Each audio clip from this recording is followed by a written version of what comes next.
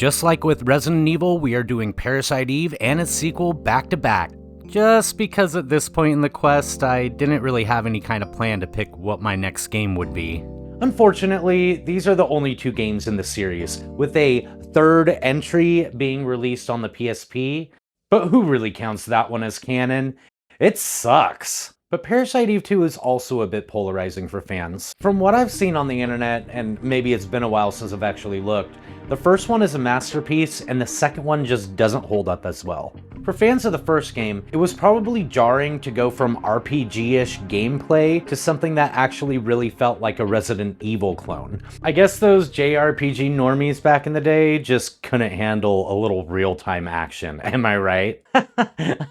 Please don't unsubscribe, please. But honestly, it really all comes down to preference. You know, like, you might play a game for the first time in a series, and that one might be forever your favorite. Or in this case, you might just not like tank controls. There was a stretch of time that my cousin played the absolute crap out of this game. I would come to visit him, and for a while there, it seemed like this was the only game in his PS1. Which, you know, was actually quite fine with me.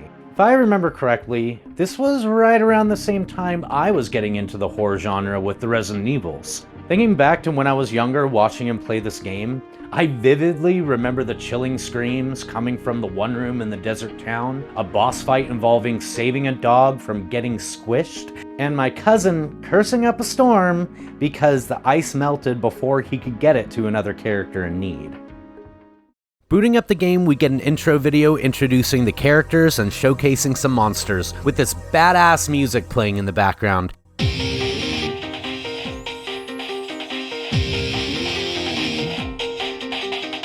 And I know the first game has the same guitar riff, but in the sequel, it just slaps so frickin' hard here. Upon hitting new game, our protagonist Aya Brea gives us a brief recap of what happened in the first game. While target practicing, she proves that she's the baddest blonde of the West. This town ain't big enough for the 2 of us. We do a little target practice of our own and change the controls to something that feels a little bit more like Resident Evil, because of course we do. We find out that Aya likes to shop on a budget, as Pierce tells us doo-doo has hit the fan at the Acropolis Tower and is under attack by something called NMCs, which is short for Neo-Mitochondrial Creature. So yeah, that's not good.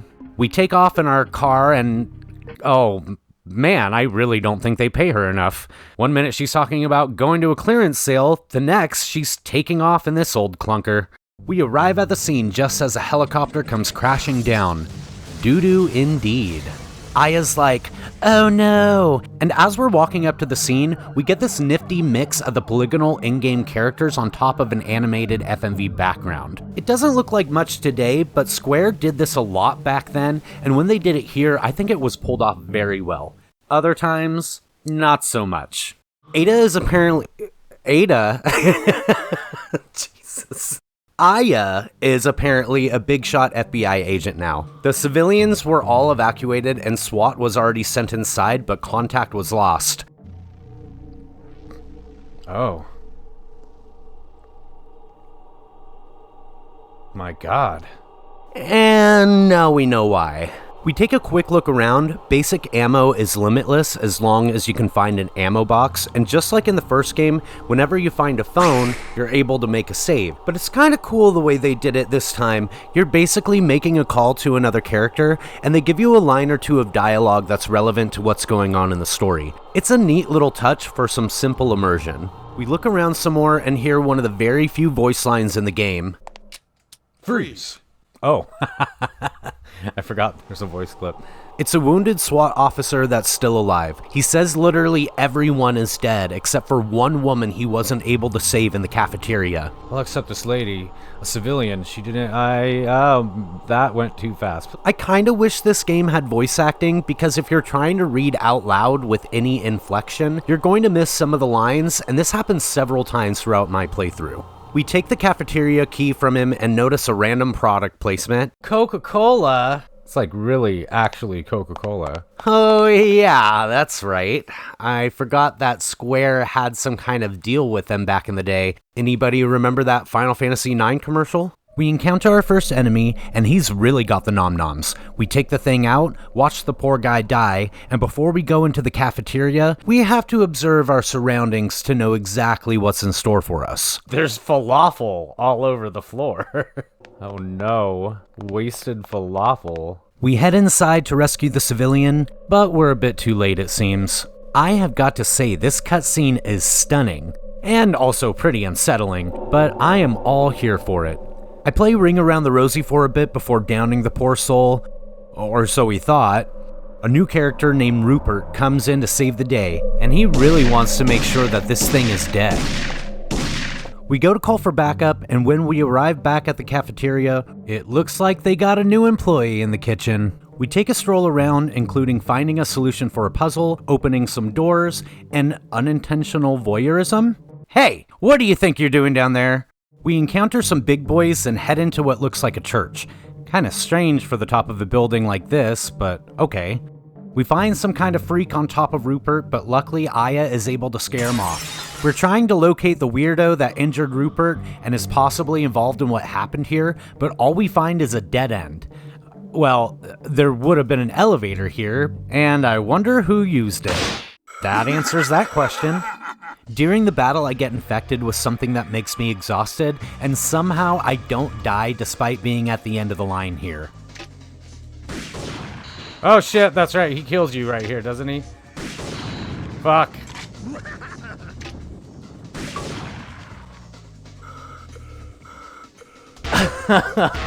We get to the very top of the building, he escapes, and luckily, so do we right before a bomb goes off. Back at the office, we're congratulated by Baldwin on our work, and I'm pretty sure that's all he has to say, right? Right? Ah, crap. Aliens ate my spaghetti?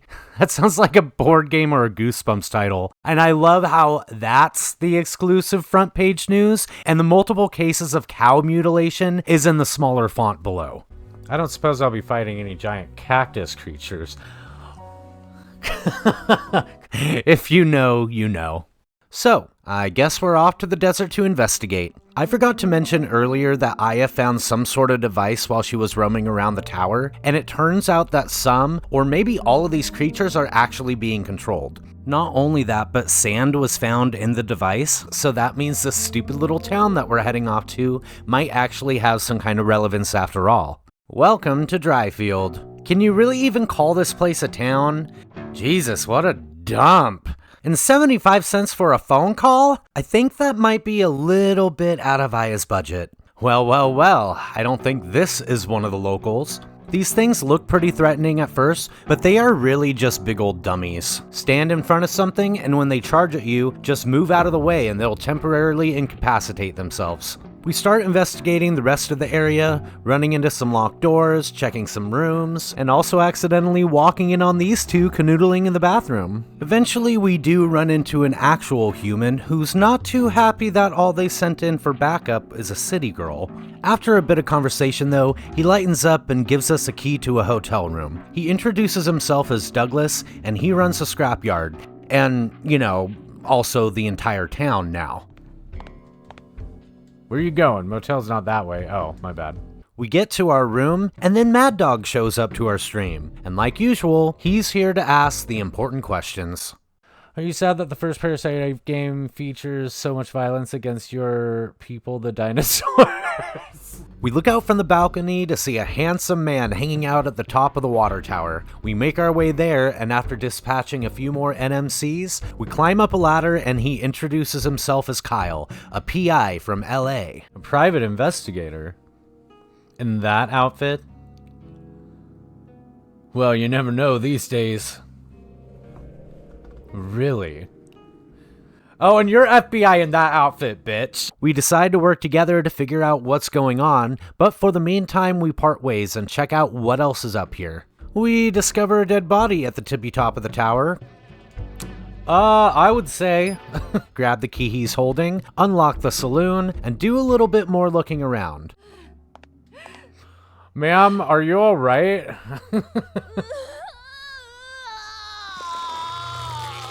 She is most certainly not. We run into a good boy who leads us to Douglas's trailer, and oh, Jesus!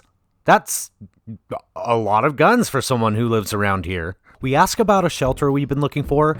Yes, I forgot to talk about that earlier. It's a pretty big plot point, and he says that it was bought by a big company a few years back. We hear a scream off in the distance, and Douglas says it might be where the empty houses are at. The only way to get there at the moment is through a well, so Flint the dog shows us the way. We get to the well, but it won't let us jump in. I get a little bit confused about what to do, but luckily I figure it out without too much delay, which involves getting a rope that the doggo was trying to get us to grab earlier. Alright. I think he was trying to bark at the rope earlier and I just didn't pay attention.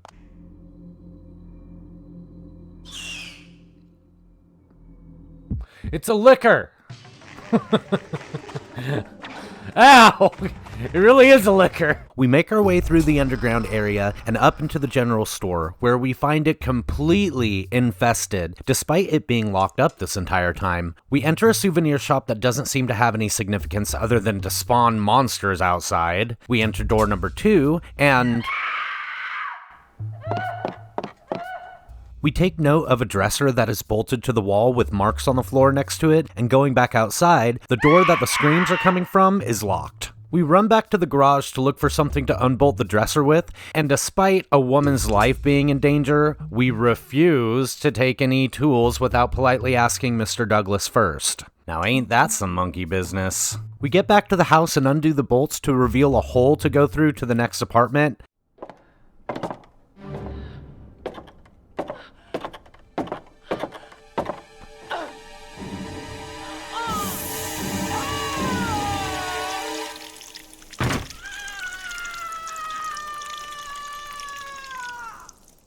And look who it is.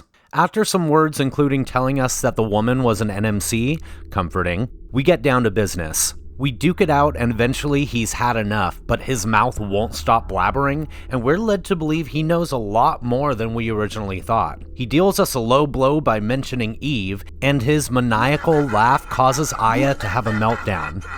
And then she melts him down. After all of that excitement, Aya passes out. Cut to a brief scene of a girl that looks suspiciously like a younger version of Aya doing a number on a lab, facility, room, sort of thing. Back to our current predicament. Oh my god! That's the thing! There it is! That's the cover art for the game! Okay, whatever. Kyle walks in and it looks like he's convinced Aya is down for the count and wants to end her suffering before she becomes one of those monsters. Before he's able to pull the trigger, he gets a warning shot that our girl is still alive and kicking. The Green Goblin that we just fought is gone, which is confusing, but good news is Kyle knows the location of the shelter we've been looking for, and it's a ways away, so we won't be traveling on foot. So we get to Aya's car and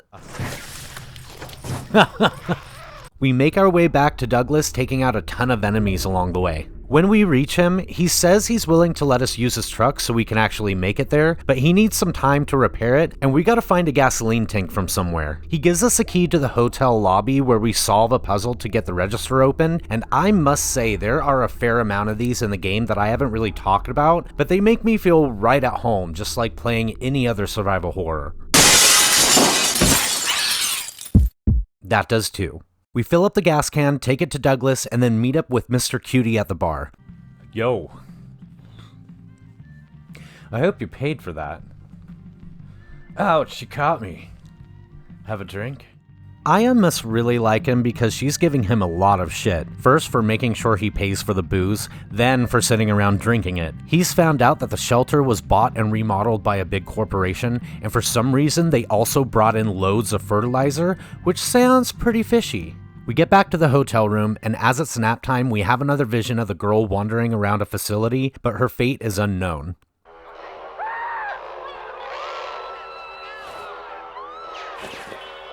Why do you have horror movies on for background noise? Your whole life is a horror movie.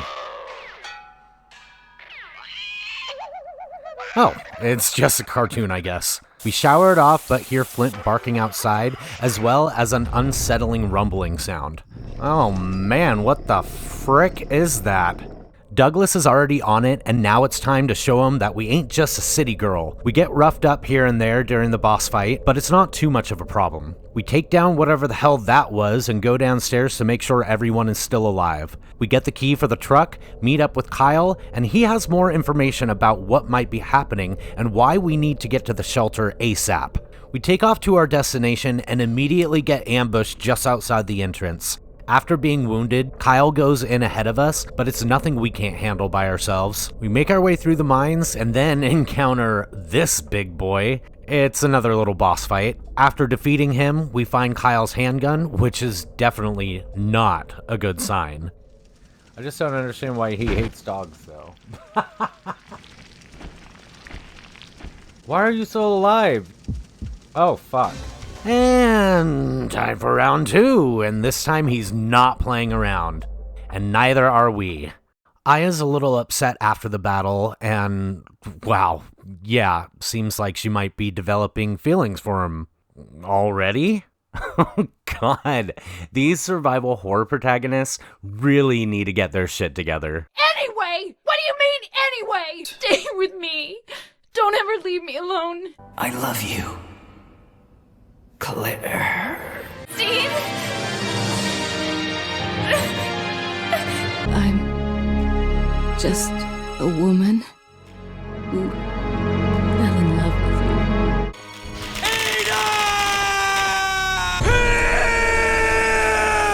The mines lead into the shelter, but it's not just a shelter anymore. It looks like some kind of facility protected by security systems. We have another vision of the girl who comes across... I don't even know what that is. Yeah, there's definitely not something right about this place, not to mention all of the monsters roaming around. While exploring the facility, we come across a journal. It describes some of the experiments that happen in this place, including one of the doctors volunteering himself to become a test subject. Did I go through the wrong door? No? Okay. Alrighty. No? Oh, fuck! We eventually come across this room with these giant-ass speaker-looking things, and an elevator that gives Aya the mitochondrian heebie-jeebies. A little more wandering and...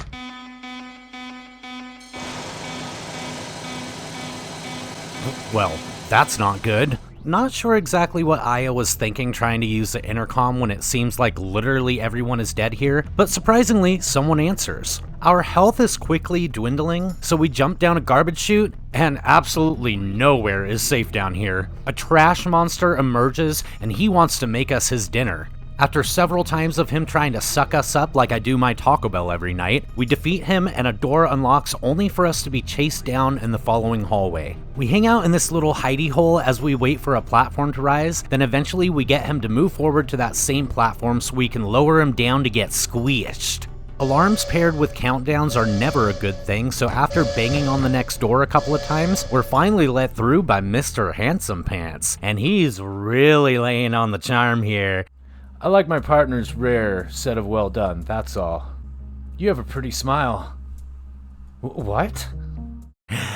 But then he completely blows it. Let's blow this pop stand, it stinks. Or maybe that was you. Wow, he's quite the charmer. We partner up, solve a few puzzles, and somehow end up back in Dryfield. Kyle insists on going back to the shelter while we ascend back up the well to find Flint the dog, seemingly worried about something. He leads the way to the water tower to find Pierce. Literally, dude, what are you doing here? He says he's okay, but that's clearly not the case. He passes out after giving us the key to his vehicle, and Aya decides that he'll be safe, even though there were literally just some flying creatures surrounding him up here. We bring him some ice a few times to make him feel better, and we have a flashback IRL. I almost forgot to give you this. Another flippin', I was gonna say another flippin' charm. Yes, wait, here, take this. Another good luck charm. Do these even do anything? We're back at the shelter again, and this whole area is now crawling with monsters, including the hallway with Slender Man, who is amusing the hell out of me. Oh, fuck. Fuck. He falls apart from embarrassment after Mad Dog reports him for swearing, and we get a key card for our troubles. I spend a lot of time clearing out the baddies and getting lost, but we eventually find our way, making it to a room that we saw in one of our visions. We find a computer that requires a password, so we give it a few guesses. Eve. Aya. Or, no, Ada. Right. We search around and find a note scribbled on a whiteboard that gives us a hint. It says it's on the desk, but it's not on the desk. By some dumb luck, I started thinking about the bunkers with numbers in a different room. Ah!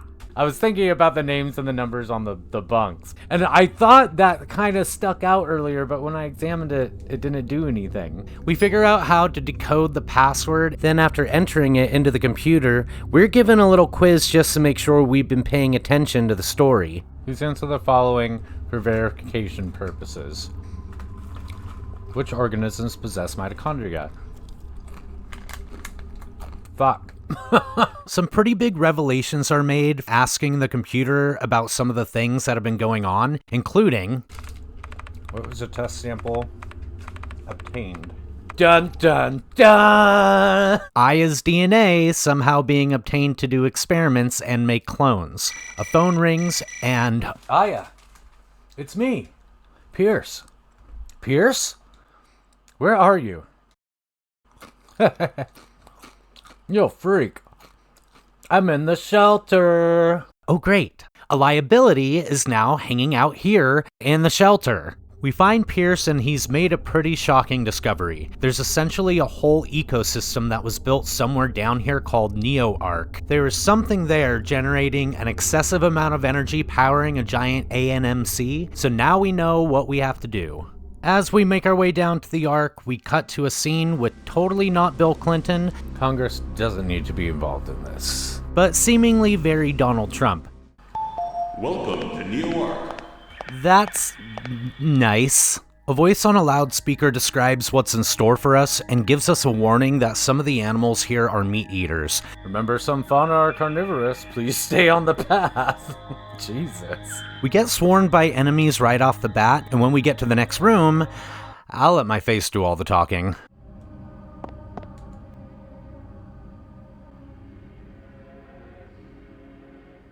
I don't like it. I'll deal with you later.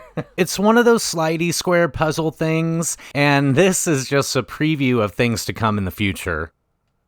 Am I doing it? I hate these kinds of puzzles. I don't think there's any returning from this. I managed to solve one of the puzzles, but all it really did was lock me in this small area and spawn some enemies for me to defeat.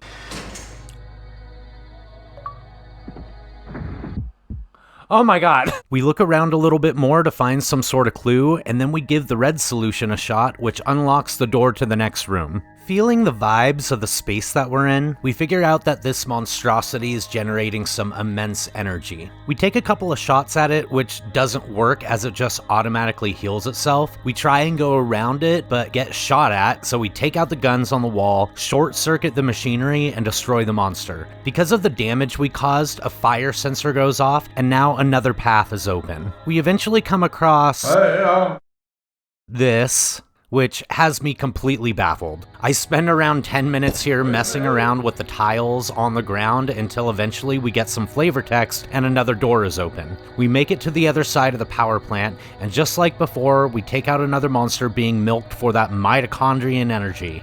Because we took out those two monsters, I guess the barrier that we felt earlier is gone now, but in doing so, it looks like we've released something else. And several of them. We go and talk to Pierce for an update, and the queen of the ANMCs seemed to be below us somewhere. We take care of it, and we can get the hell out of here. Taking the elevator that we previously couldn't use, we come across a series of rooms with some blaring, obnoxious noise. While we're taking care of that, we notice the girl from our visions is interacting with Mr. Nightmare Fuel here. After killing it, the girl runs off. Kyle shows up thinking that the girl is part of the reason for everything that's going on, and while Aya agrees, she disagrees with the way Kyle wants to handle things. Aya removes the helmet from the girl, who is, of course, named Eve, and Aya explains explains that all of this isn't the girl's fault. She's being used to more or less control the creatures we've been seeing. The barrier that was up was her way of protecting herself. Then Kyle lets it slip that he knows about the ANMCs from the Acropolis Tower, which is supposed to be classified information, and just when Aya starts to question him about how he found out, a phone rings in the room scaring Eve. It's Pierce, and he wants us to come see him immediately. As we go to make an exit, the lights go out and some kind of gas grenade is thrown into the room. Kyle gives us an escape route as well as a distraction, but the room we end up in is also filling up with gas. I go directly for a lift in the room, but Eve isn't following for some reason. Okay, yeah, come on. We have to get out of this room. Okay, yeah.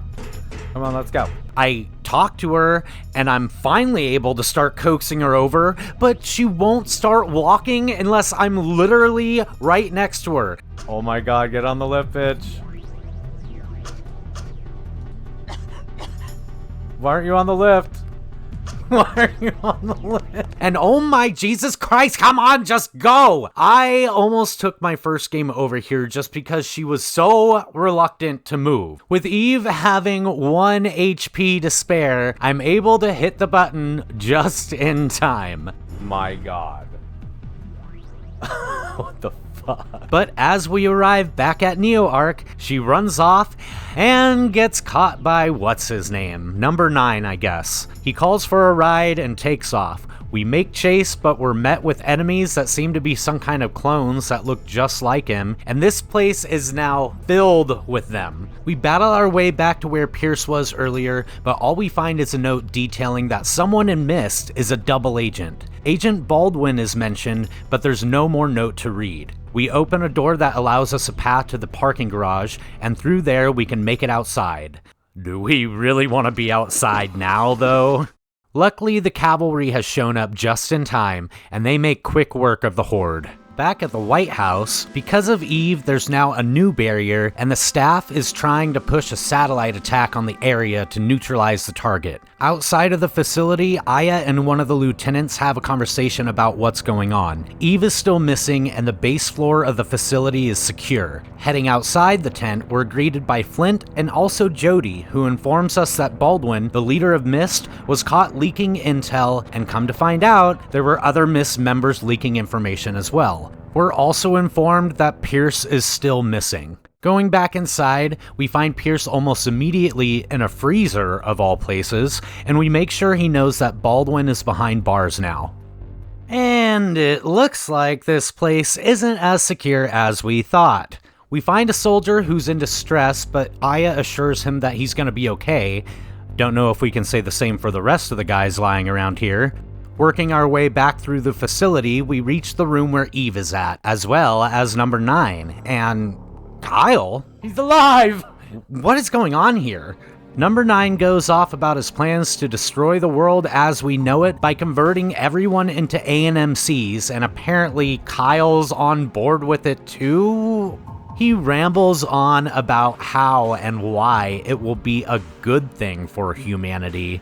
Aya is in disbelief, and after Kyle shoots her, so are we. Even though we literally just got shot by him, and his speech was convincing enough, Kyle shows his true intentions by shooting number 9 while he's distracted. The big monster thing swallows up number 9, and after Kyle gives a very brief explanation and a simple apology, he radios in that his objective is complete, but gets no answer back. Eve notices something from above, and oh lordy, it's that stupid satellite shooting blasts, and they're headed right towards us. Dryfield is now literally wiped off the map, and even though the facility is hit, it was only enough to make a crater. The monster pupa thing spits out a baby monster thing, but more importantly, the blast sent Eve falling down to a lower level. We get some top-tier comedy from Kyle, which is half flirting, half diversion from how badly he's injured. The place singed off my clothes. What? Hey, come on over for a free show.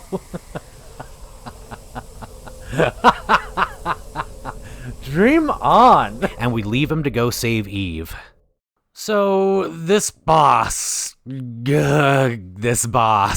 If you walk into this room to fight it and have no idea what you're doing, you are going to get your ass handed to you unceremoniously. We are ticking off almost every box that you can think of when it comes to final battles in a video game. Small arena to fight in, check. Multiple targets to destroy in order to maximize damage, check. Status effects, multiple forms, it's basically all here. I won't bore you with every detail, but this is basically how it went. Ooh, now I'm poisoned. Well, I don't like the looks of that. Yeah! Probably gonna hit me. I didn't know that was going to happen. Suffering time starts. I thought I was doing alright.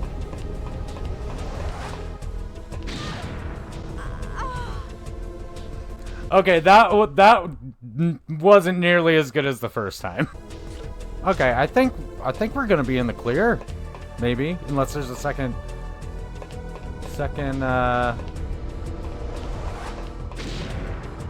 form. Yes! That was the beginning was hard. It was the end was just tedious. I earned that.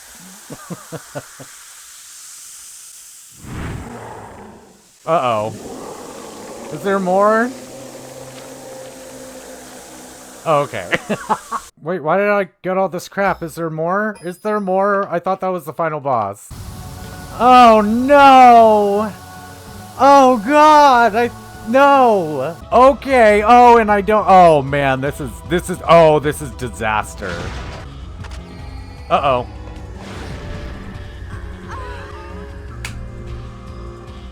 I don't...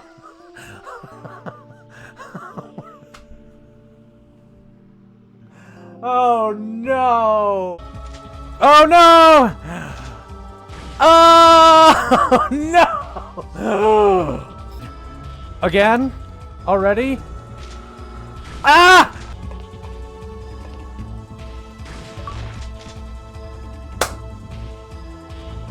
Yes!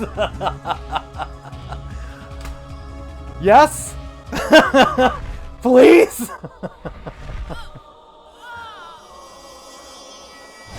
Oh my god. Alright, I'm just gonna come out and say it. I like Parasite Eve 2 more than the first one. It scratches that survival horror itch for me while still keeping in light RPG elements from the first game, but I feel like the shift in genre is the sole reason why this game gets so much hate, and I just really don't get it. There's so much to like here. Aya gets a boost in personality in various ways. The graphics are beautiful for the time, whether it be the character models or the pre-rendered backgrounds, as well as the FMV cutscenes. For a survival horror title, the runtime is great, and there's a really good amount of enemy variety. While I didn't get a chance to actually play them, it's also worth mentioning that there are extra modes to unlock, and that adds a whole lot of replayability. I almost want to put Parasite Eve 2 in the number 2 slot, ahead of Resident Evil. This game has so many good qualities about it, and I would recommend it to any survival horror game enthusiast. But I just have too much attachment to my favorite series. So, with that being said, Parasite Eve 2 will be going into slot number 3. I know it's been a while, again, since I've uploaded, but the PS1 Quest of the West is still very much alive, despite some setbacks. If you made it this far and haven't already, please hit that subscribe button to join me in my quest, and if you want to, leave a comment to let me know what you think about Parasite Eve 2. Thank you for watching, and I'll see you guys around.